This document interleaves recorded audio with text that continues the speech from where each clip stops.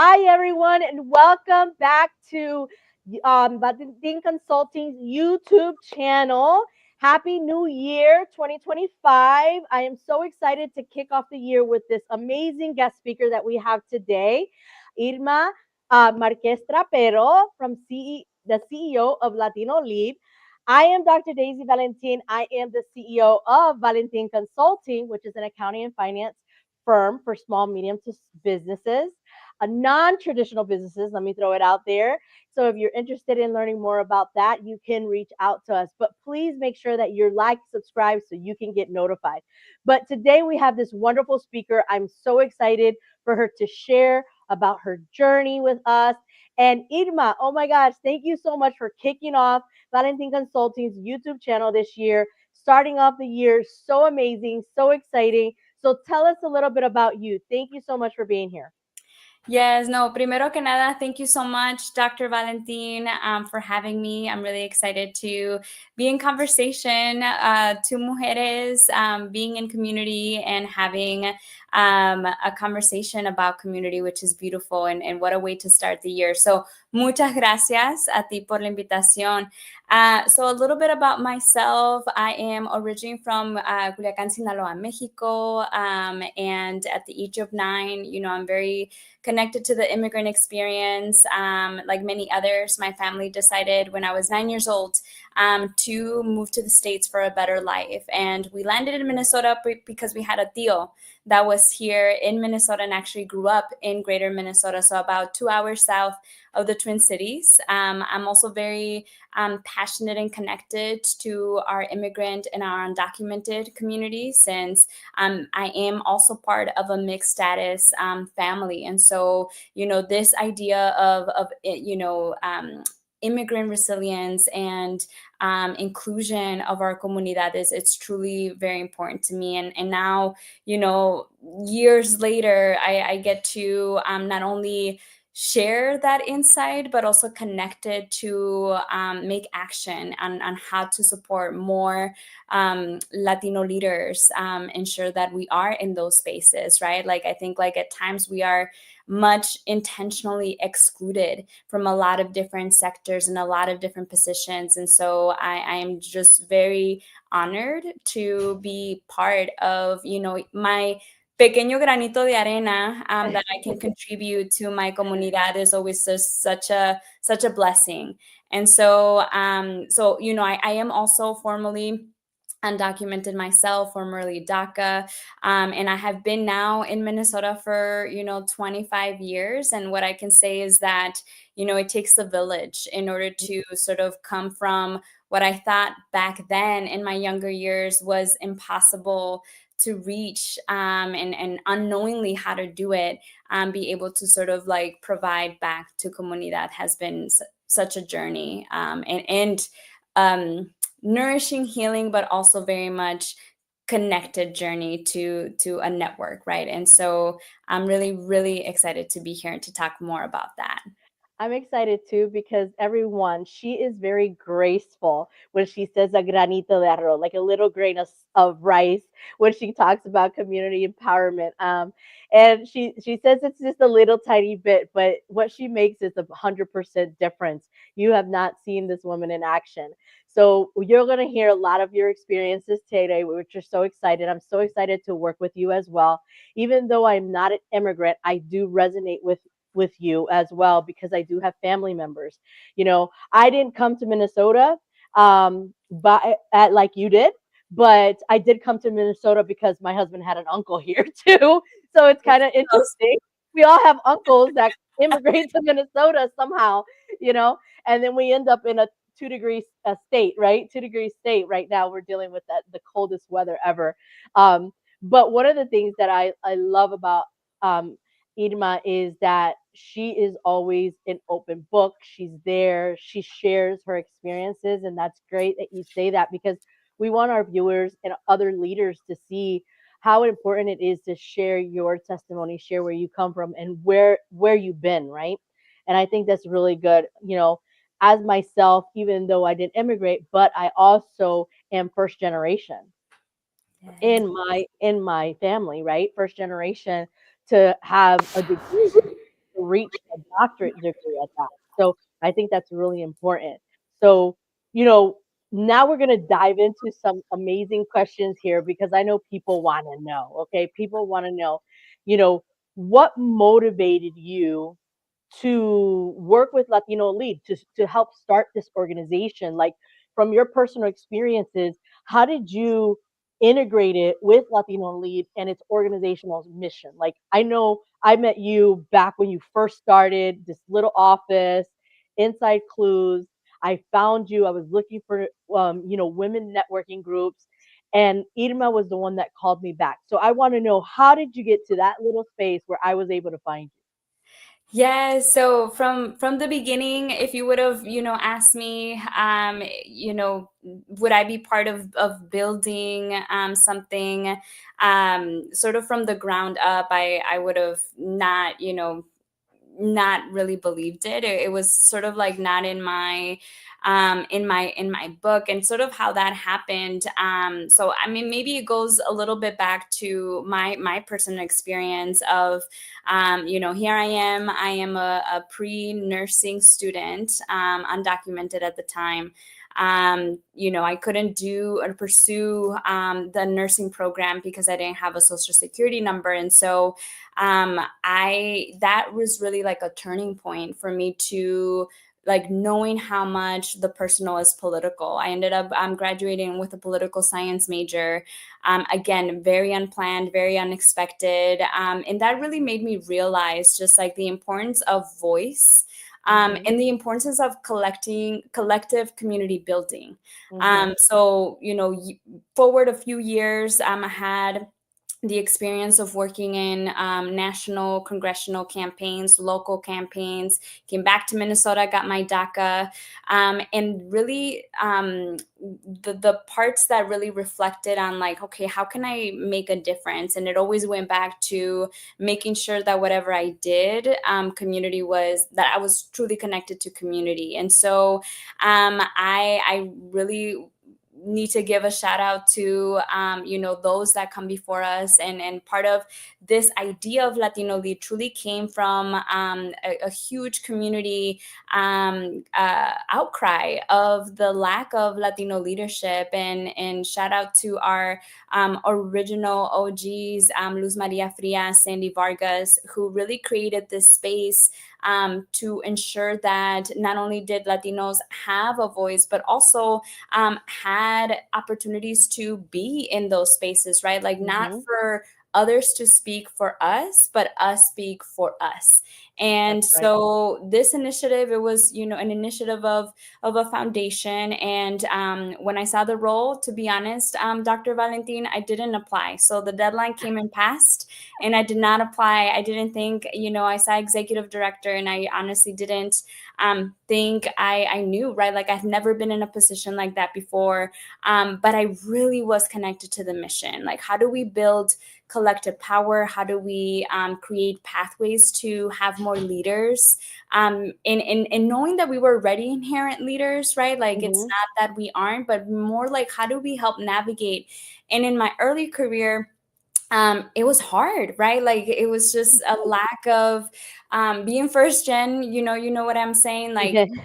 we need additional support when we think about like we don't got our tios and our tias knowing who the vice president or like who to connect for that internship, right? Like we in many ways have to navigate a system that already puts us back. And so Exactly. the mission really resonated. Like if I thought like the younger version of myself, like if I would have had an organization like LatinoLead in my younger professional and even college career, where I got to see other leaders and I got to see, because we're out there and are in different spaces, and like we need to bring them out. And so I think how I got here was because I had a mentor truly that encouraged me to apply. Even the deadline had passed, and encouraged me and mentored me for the application and the interview process. And I was, I think what also it was a turning point of wanting more young people in the state of Mm-hmm. Minnesota. Latinos, we are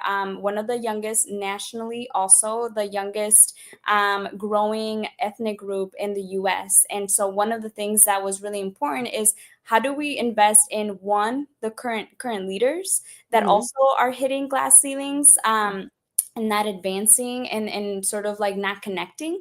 But more than that was also, our younger, like los jóvenes that Mm-hmm. are, más Minnesotanos than me, that were born here, that but still sort of like, because of different generational things, lacked support, guidance, mentorship, and sort of somebody to say, Latinidad is your power, and so, Yes. and be able to see that. And so my sort of how I came here, it really took a village, and it took for me to really figure out that I wasn't doing it alone too, that that there were a lot of things that I didn't know, but also a lot of things that I did know, and sort of like how to incorporate those, and how to ask for support from a village that was already here long before me. So it sort of happened unexpectedly, and now I've had the pleasure of being in this space for about 5 years. And it's Yes. been so amazing to not, like, I get so much from it personally, of like seeing community, and my hope is that also that's felt in the It network it that. is felt. It is felt. We feel it. We see it. We are behind you 100%. But I like what you said because people need to hear that from an executive level woman like yourself, Hispanic woman in your position, that you felt that the glass ceiling, like you, for me, I heard this, but I don't want to say it. Like did you feel that you didn't have the credentials or the experience? You dummied down yourself, but you shouldn't have, because you knew you had the credentials and the experience and the knowledge. But because of what they said about us, right? Los Latinos, our Latinidad, they make us feel like we shouldn't go for that position. Like we shouldn't go for this because we don't have the credentials or we don't have this. In reality, it's happened to many of us, including myself, right? That I was born here, you know?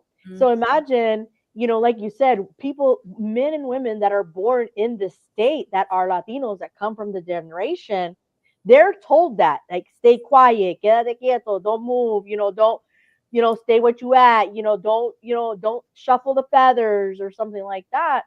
But in reality, we have to have those people that shuffle the feathers because we need those executive levels like yourself, like myself, in these top positions. And it's very important for that to be happening, right? And Exacto. Oh, go ahead, go ahead. no, so that's one of the things that I really like that you mentioned here because people need to hear that. Yeah, and I think, I mean, we know this as mujeres, as women, right? Like we tend to look at a description, and unless we have marked every single check, we don't apply, right? And like that was the Hmm. case for me, and it really took somebody, and thank goodness for a village that knew me, that had worked with me, that like knew my potential, like and celebrated that, to be like, mija, like you're tripping, like the worst that can happen is you don't get it, and you get a great experience of Hmm. applying for an executive role, and then you'll get them next time. And Exactly. so like that was really important, because at that point, like, right, like I didn't have my parents sort of understanding like what this was. And so like when I say it takes a village, it It's a really village. does.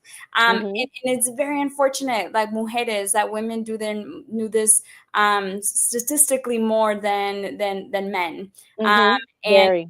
and what I've tried to do in that, and it's sort of like give ourselves grace, and also like make sure that I do something with other mujeres to make sure that we don't do that. Like, right, Yes. like even That if you it's encourage them. You're encouraging exactly. them to, hey, we've seen your potential. You need to go for it. You know what I mean? And that's happened to me because I was just talking to someone the other day. I'm like, when I first started my career, before I even launched Valentin Consulting, because I had all these degrees and all these certifications, I was overqualified for many of the positions, right? And then you find that when you're trying to apply for a position and like you stated, that you can apply for that position, but the person that, has a position like maybe a little bit higher than you or something like that, they feel threatened by you because you're applying for this position, which is almost the same level as them, but they know you have the potential to exceed them, even Right. though you're not going for that. You know what I mean? And now I say, why not go for the gold, right? Right now, just go Yes. for the big one, like you said. And if they say no, they say no. That's it. You just get the no and move on. But I think that, this is a very good conversation because it gets women and just Latinos, women and men and Latinos, just to see, especially us women, entrepreneurs, women, business women, or women that are looking for, younger women coming out of college, don't know where they want to go, but they're getting the experience. And one thing that I love, that since I've been with LatinoLead since day one, because I came on since day one, and that was seeing how you evolve the young generation to keep moving. And that is so amazing.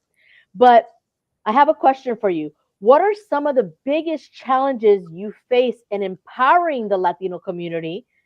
And how does LatinoLead overcome them? Because although we've seen big things, what are some of those biggest challenges that you see with our own community?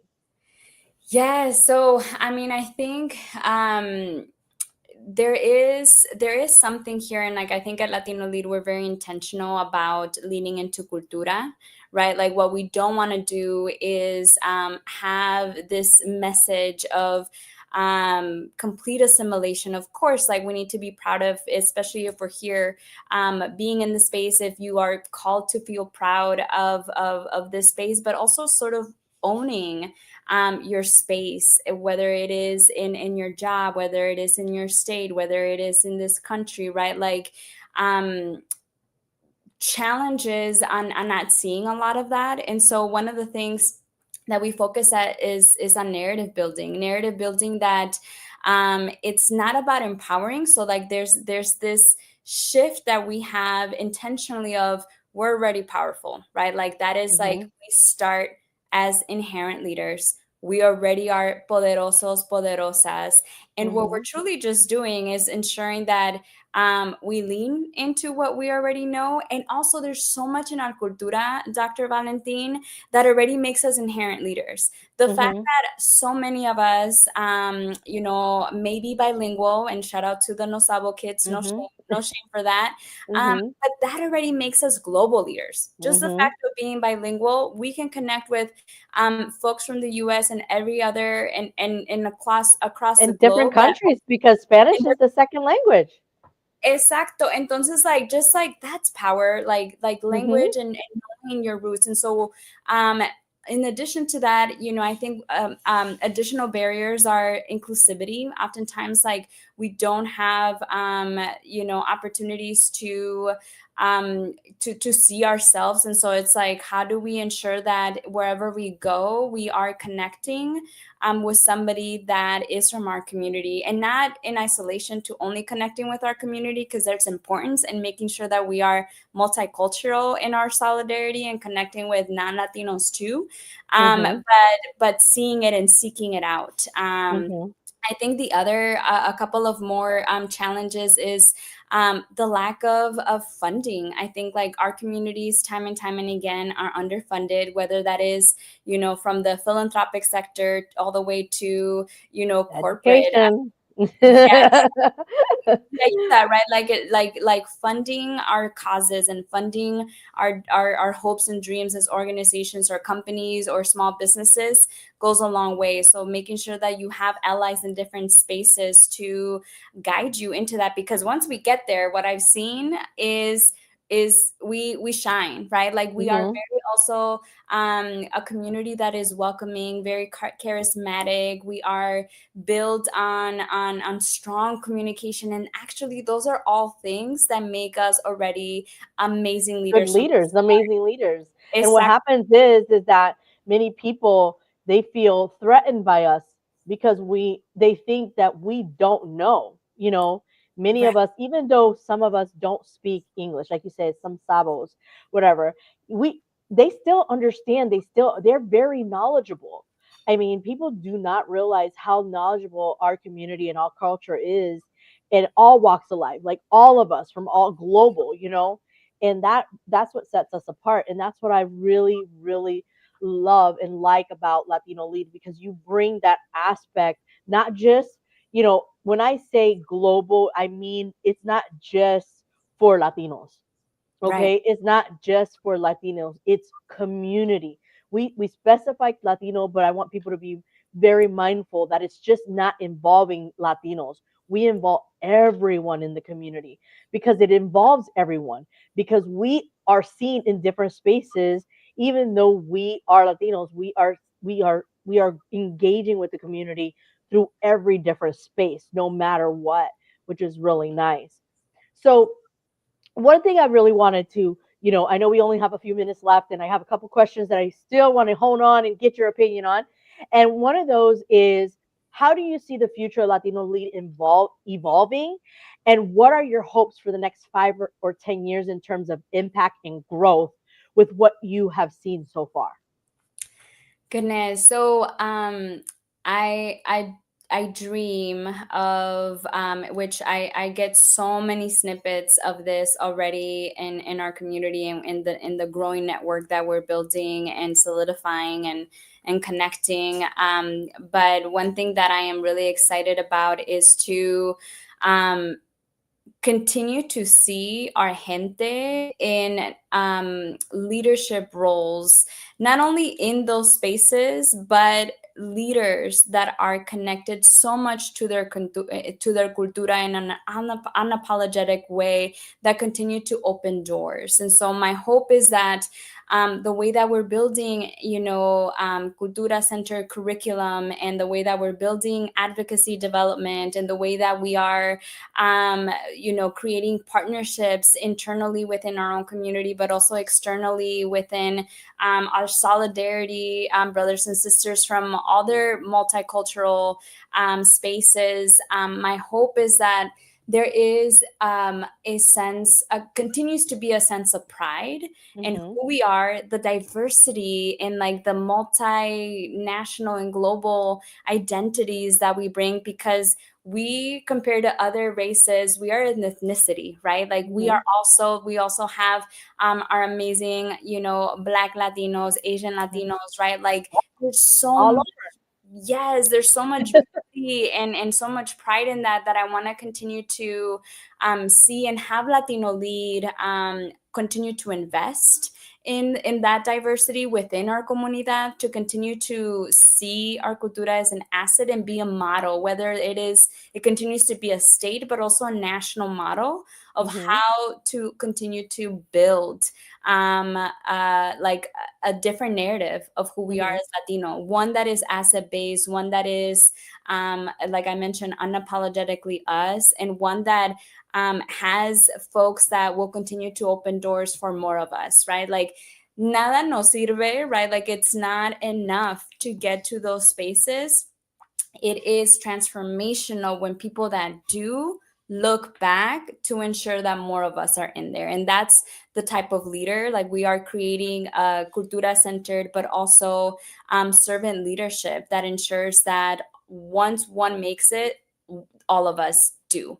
And so I want to make sure that we are in every single sector, that our curriculum and our trainings and our advocacy models really engage Minnesotanos, but also Latinos from across the nation, to ensure that we are always interconnected and are building a strong, solid, included network of strong leadership that again centers our like our authenticity and Mm-hmm. our diversity in that. And so I'm excited to continue to build that, and what that looks like, right? Like our community and our network and a village will guide that way, because this is also very grassroots, right? And we want to make sure that it continues to shape in the way that our comunidad wants it to.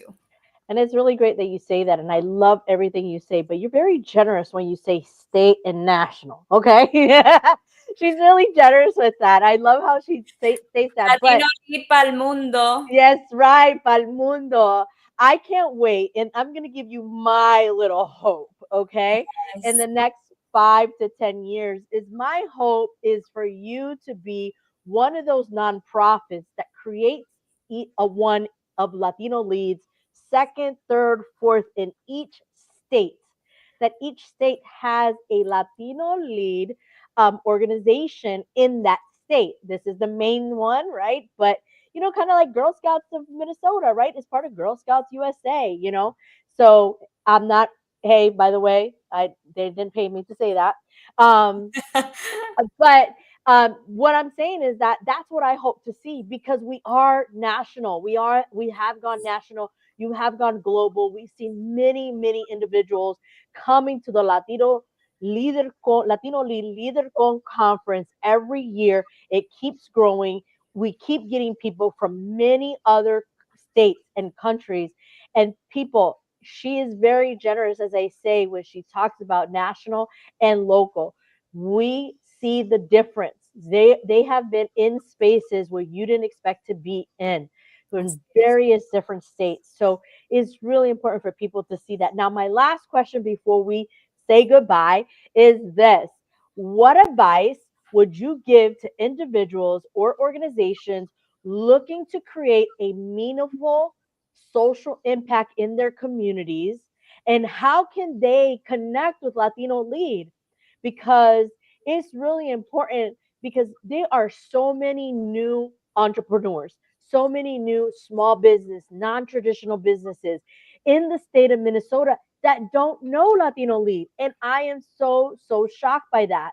And there's so many communities that LatinoLead still hasn't touched on in south of the cities, north of the cities, in many spaces. And just last year, we were able to go to Austin, Minnesota, the spam community, as we called it, That's where the spam museum is and where they made spam. So tell us a little bit about how individual organizations can partner up with LatinoLead or how they can create meaningful social impact in their communities because they need this. This helps them not only like what LatinoLead offers and talk about a little bit of those programs. You were talking about something, but shout out some of those names of the programs that you have because these leaders, entrepreneurs, small entrepreneur businesses, startup businesses, they need to hear this because they need to know that there is someone right here in Minneapolis, in the central of the state, that is available to them. So tell us. Yes, yeah. So I'll answer that in maybe a two-part because I think the Okay. beginning is sort of like individually, right? Like, Uh-huh. what can you do, as a leader to bring meaningful change? And I would say, regardless of what sector you are in, whether that is government, corporate, I inherently believe that everybody can be an activist. And when I say Mm-hmm. activist, is everybody can bring a change. And Mm-hmm. so, one, it starts with authenticity, right? Like, I am, a Midwest Latina that loves country and then also like loves my ranchera music. So, Mm-hmm. how do you embrace your intersectionality within your own identity and make sure that you're not hiding that, you're actually making shine a light of that. And our younger people do that really, really well. Like, they are Yes. unapologetically intersectional, and I love that. So, like, there's so much hope for our younger generation and making But sure that, I'm young too. of course, claro que sí, claro que sí. So I think it starts in knowing that it is possible. It may be harder and there might be, some red tape in different spaces, but you can do it alone. So, one, Mhm, like, get grounded on who you are and yourself. Two, find allies, right? Like, if you are and you happen to be the only Latino, Latina in that space, like, who are your allies? Make sure that you're crystal clear about the change that you want to do and don't go at it alone. I think at times, because we don't see a lot of ourselves, especially in Minnesota, We tend to just like stick to ourselves, and it's like we have so much partnerships that we do, and then that's one of our core Mm-hmm. values at LatinoLead is partnerships and collaboration. Building trust and listening to community, like what are the things and what are the things that you can move that represent ultimately the change that you want to do, and the belief that it is possible, and that you have so many people that want to support that. And as organization, as you know, and also so that's one, that's like individual, you know, like validation of you can do it. And as partners, we're all about partnerships, right? Like we are, I also inherently believe that you can't ultimately get anywhere without collaboration and support in a village. And so as partners, like, you know, if you are interested in connecting more with us, thank you so much for sharing our link. There's ways to do that, and we have many different programming around leadership development. For example, we have a yearly cohort of about 18 leaders from across age groups and sectors that come together, called Avanzando Liderazgo program. We also focus on supporting leadership around Latina entrepreneurs with our Adelante program. One of the things that we focus on is, you know, I think coming from a matriarchal family, focusing on our Latina mujeres, right, and ensuring that there's empowerment in that. Obviously, you know that we are inclusive of all, you know, genders Mm-hmm. and sexual orientation. So there's always an opportunity to voice. And if we don't have it yet, like connect with us. And like there's Mm-hmm. been so many of our programming that has actually come from our network, and a leader saying, hey, LatinoLead, like, you know, this is very important for my community. Can we collaborate? You know, we also do our yearly leadership conference, which is LeaderCon, that happens every fall. It is an opportunity to put Minnesota on the map when it comes to our Midwest Latinidad, and being really proud of that. And we are the future. When we think about the future of Minnesota, Latinos are really, and across, I guess, the U.S., determinant. You know, voting block, and it's really important Right. for us to be engaged. And even if you can't vote, like myself, Mm-hmm. so many things that you can do. We have in the policy side, right? So it's like Mm-hmm. we're believers of individual leadership development for collective power building, which for me, you know, and because of my own experience, and it needs to be advocated and have policies in whatever state that you're in that reflect the reality that you want to see for our community. And so we have nonpartisan action teams that focus on education and economic development. We believe that education is a driver of change, Mm-hmm. and our community will not get to continue to do wealth building unless we are included in the economic agenda of the state of Minnesota. And so we focus on how to remove barriers and how to create policies in the state to ensure that our comunidad is heard, invested in, and seen.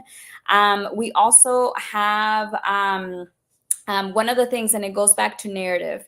Um, Mm-hmm.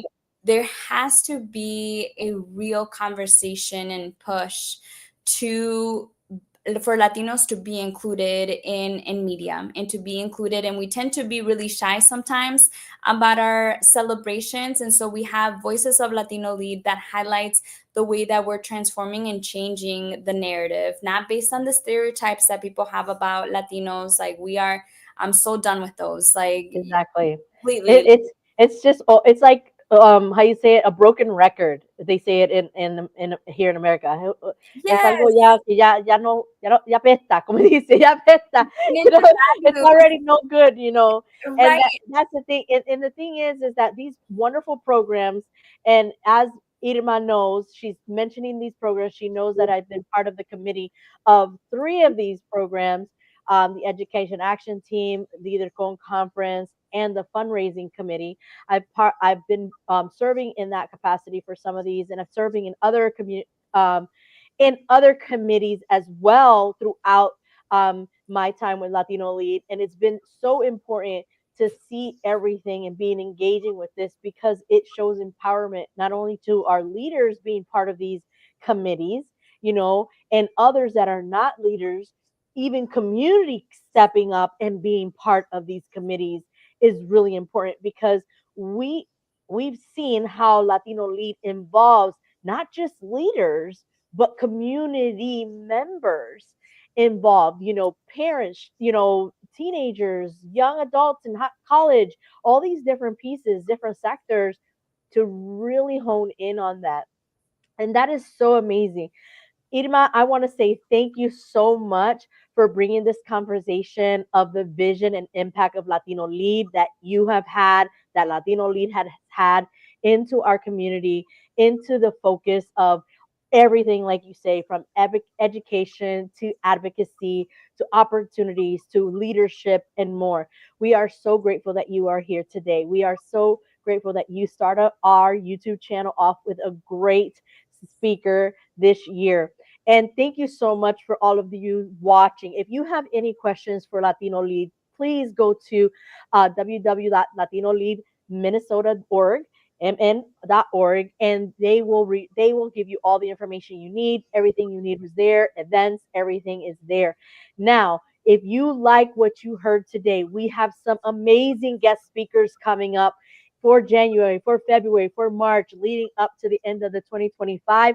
Do not miss out on our YouTube channel guest speaker series because there's so many new leaders that you have not made heard of, but they are coming and they are empowering little bit at a time. And we are doing this to come into community and showcasing our leaders. Valentin Consulting is not just about making sure your business is accountable, but it's also making accountability through community. So like and subscribe so you don't miss out on all our live sessions. Make sure you turn on those notifications. Thank you from Valentin Consulting. Bye bye. Gracias.